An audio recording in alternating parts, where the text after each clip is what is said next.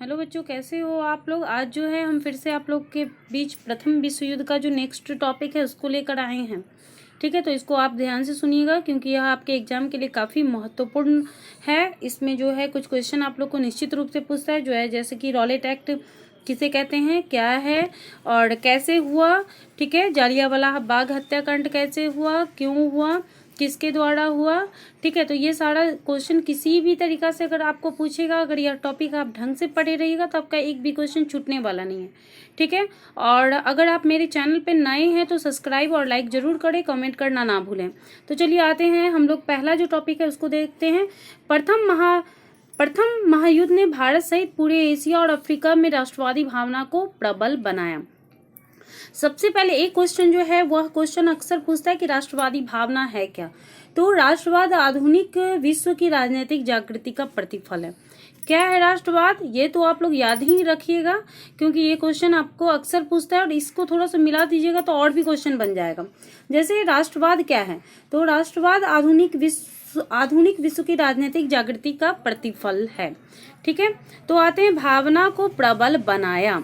ठीक है, प्रथम महायुद्ध ने भारत सहित पूरे एशिया और अफ्रीका में राष्ट्रवादी भावना को प्रबल बनाया। ठीक है, क्योंकि प्रथम विश्व युद्ध जब हुआ था तो भारत को यह कहा गया था कि हम जो है आपके यहाँ अच्छे सरकार को जो है बना देंगे, लेकिन अंग्रेजों ने ऐसा नहीं किया। ठीक है, जिसके कारण भारत में राष्ट्रवादी भावना जो है बहुत अच्छे से पनपने लगा था। युद्ध के समय मित्र राष्ट्रों ने दुनिया के सभी राष्ट्रों के लिए जनतंत्र तथा राष्ट्रीय आत्मनिर्णय का एक नया युग प्रारंभ करने का वचन दिया था। पहले भी हम आपको बताए हैं कि ब्रिटेन जो है किस तरीका से प्रथम विश्व युद्ध में भारत को भागीदार बनाया था। ब्रिटेन ने कहा था कि ब्रिटिश सरकार ने घोषणा की थी कि भारत में ब्रिटिश शासन का लक्ष्य यहाँ एक क्रमशः जिम्मेदार सरकार की स्थापना करना है, लेकिन उन लोगों ने ऐसा नहीं किया था। उनका वचन जो था वो निराधार था, वचन सही नहीं था। लेकिन युद्ध के बाद उन्होंने अपना उपनिवेश खत्म करने के बजाय उस पर और कठोर नियंत्रण स्थापित करने का प्रयास किया, है ना।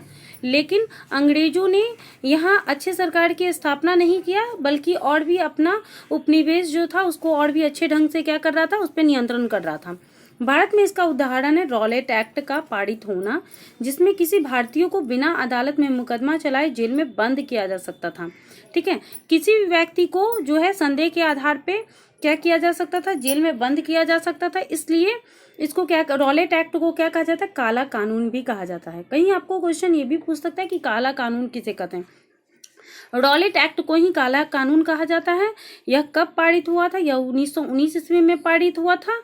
ठीक है, इसी कानून के विरोध के क्रम में 13 अप्रैल 1919 का प्रसिद्ध जालियांवाला बाग हत्याकांड हुआ था। ठीक है, रॉलेट एक्ट के विरोध में ही जो है 13 अप्रैल को 1919 ईस्वी को क्या हुआ था, जालियांवाला बाग हत्याकांड हुआ था। पूरे पंजाब में मार्शल लॉ लगा दिया गया था। ठीक है, जिसमें लोगों पर पाशविक अत्याचार, बहुत ज्यादा अत्याचार किया गया था। अब जानते हैं कि रॉलेट एक्ट जो है वह पंजाब में ही, मतलब कि यह जो है जालियांवाला बाग हत्याकांड पंजाब में ही क्यों हुआ था, किस तरीका से हुआ था। ठीक है, तो उसको हम जानने के लिए इसको आगे जो टॉपिक है उसको पढ़ते हैं, क्योंकि इससे आपका क्वेश्चन बनता है कि रॉलेट एक्ट क्या है, काला कानून क्या है, काला कानून किसे कहते हैं। ठीक है, यह रॉलेट एक्ट क्यों लागू किया गया था। तो इन सारे क्वेश्चन का जवाब आपको इस टॉपिक में मिल जाएगा। ठीक है, रॉलेट एक्ट के विरोध में सत्याग्रह। बढ़ती हुई क्रांतिकारी घटनाओं एवं असंतोष को दबाने के लिए चेम्सफोर्ड ने न्यायाधीश सिडनी रॉलेट एक्ट की अध्यक्षता में एक समिति की नियुक्ति की। ठीक है, क्योंकि आपको पता है कि प्रथम विश्व युद्ध हुआ था तो क्या हुआ था कि सरकार का जो लक्ष्य था कि यहाँ पे एक जिम्मेदार की सरकार की स्थापना करना, जो अंग्रेजों ने ऐसा नहीं किया था। ठीक है, और इसके कारण क्या हुआ, भारतीय विरोध करने लगे थे, जिसके कारण यहाँ की जो सरकार थी, मतलब अंग्रेज जो थे, है ना, उसने क्या किया कि चेम्सफोर्ड ने न्यायाधीश सिडनी रॉलेट एक्ट की अध्यक्षता में एक समिति की नियुक्ति की। समिति ने क्रांतिकारी गतिविधियों को रोकने के लिए निरोधात्मक एवं दंडात्मक दोनों प्रकार के विधेयकों का सुझाव दिया। किस चीज का सुझाव दिया था?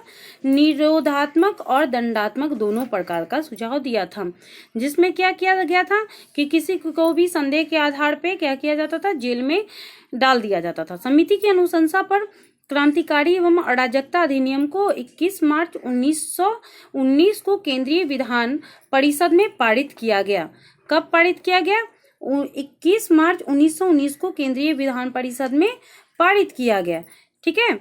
इस अधिनियम के अंतर्गत एक विशेष न्यायालय का गठन का प्रावधान किया गया, जिसके निर्णय के विरुद्ध कोई भी अपील नहीं की जा सकती थी। ठीक है, जिसके निर्णय के विरोध में कोई भी अपील भी नहीं किया जा सकता था। किसी भी व्यक्ति को अमान्य साक्ष्य और बिना वारंट के गिरफ्तार किया जा सकता था। इसीलिए इसको काला कानून भी कहा जाता है। इसको हम बताए हैं। इसे महात्मा गांधी ने स्वतंत्रता का हनन करने वाला तथा व्यक्ति के मूल अधिकारों की हत्या करने वाला भी बताया है। ठीक है। 6 अप्रैल 1919 ईस्वी को देशव्यापी हड़ताल इसके कारण आयोजित किया गया था। कई जगहों पर आंदोलन किया गया था। ठीक है। और 13 अप्रैल 1919 को इसके कारण ही जालियांवाला बाग हत्याकांड भी हुआ था।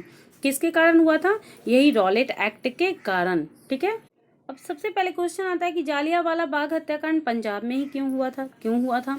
विश्व युद्ध जनित घटनाओं का प्रभाव पंजाब में विशेष रूप से परिलक्षित होने के कारण विशेष रूप से पंजाब में इसका प्रभाव देखने को मिला था। इसी कारण से जो है वहां जनमानस आंदोलित था। ठीक है, वहां के लोगों में क्या था? आंदोलन था। इसके साथ ही 6 अप्रैल की देशव्यापी हड़ताल के बाद 6 अप्रैल को देशव्यापी हड़ताल हुआ था। आपको पता है रॉलेट एक्ट के विरोध में जो है यह जो है हड़ताल हुआ था। ठीक है। इसमें जो है पंजाब का 2 नेता था। पंजाब का 2 नेता कौन था? दोनों स्थानीय नेता ही था। एक था डॉक्टर सत्यपाल और दूसरा था किचलू। ठीक है। दोनों को क्या कर दिया गया? गिरफ्तार कर लिया गया। क्या कर दिया गया? गिरफ्तार कर लिया गया। ये दोनों कांग्रेस के वार्षिक अधिवेशन के स्वागत के सदस्य भी थे। और ये दोनों जो तो कांग्रेस के वार्षिक अधिवेशन जो होता था, पहले हर साल होता था, अधिवेशन के स्वागत समिति के सदस्य भी थे। ठीक है। इन्हीं की गिरफ्तारी के विरोध में 13 अप्रैल 1919 को जालियांवाला बाग में एक सार्वजनिक सभा बुलाई गई थी। अब सभा क्यों बुलाई गई थी भाई? क्योंकि रॉलेट एक्ट के विरोध में 9 अप्रैल 1919 को जो है देशव्यापी हड़ताल हुआ था। ठीक है। इसमें जो है पंजाब का ही 2 नेता था। एक नेता था डॉक्टर सत्यपाल और दूसरा था किचलू। दोनों को गिरफ्तार कर लिया गया और ये दोनों जो है कांग्रेस के वार्षिक अधिवेशन में आए थे। इनकी गिरफ्तारी के विरोध में 13 अप्रैल 1919 को जो है जालियांवाला बाग में एक सार्वजनिक सभा बुलाई गई थी। क्या बुलाई गई थी? एक सार्वजनिक सभा बुलाई गई थी। ठीक है। जहां मजिस्ट्रेट जनरल डायर ने जनरल डायर ने बिना किसी चेतावनी के शांतिपूर्ण चल रही सभा पर गोलियां चलाकर लगभग 1000 लोगों की हत्या करवा दिया। ठीक है। क्या करवा दिया? लगभग 1000 लोगों की हत्या करवा दी जनरल डायर ने। ठीक है। किस चीज के द्वारा? गोलियां चलवा के। बहुत से लोग घायल भी हुए। जालियांवाला बाग नरसंहार के बाद पंजाब में मार्शल लॉ लगा दिया गया और आतंक का माहौल जो था वह कायम कर दिया गया। इसी के कारण जो है रविंद्रनाथ टैगोर, ठीक है, रविन्द्रनाथ टैगोर ने नाइट की जो उपाधि थी उसको उन्होंने त्याग दिया था। ठीक है। ये जो कांग्रेस के जो पूर्व अध्यक्ष थे शंकरन नायर, वो भी वायसराय की कार्यकारिणी को त्याग दिए थे। ठीक है। और गांधी जी ने जो कैसर हिंद की उपाधि को भी त्याग दिया था।